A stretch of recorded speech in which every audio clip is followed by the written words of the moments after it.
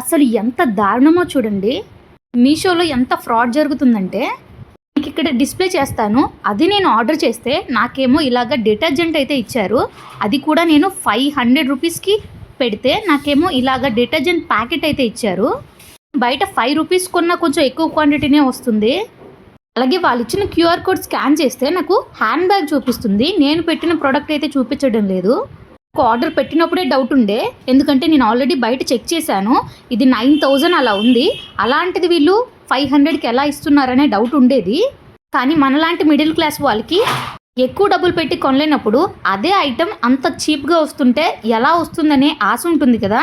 అందుకే నేను కూడా ఆర్డర్ పెట్టాను. నాకైతే ఇంత మోసం జరిగింది. మీరే చెప్పండి, నేను ఇప్పుడు ఏం చేయాలి దీంతో?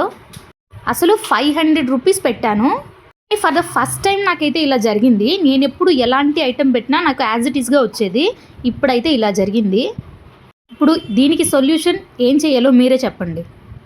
ఇంకేముంది, బాయ్ బాయ్.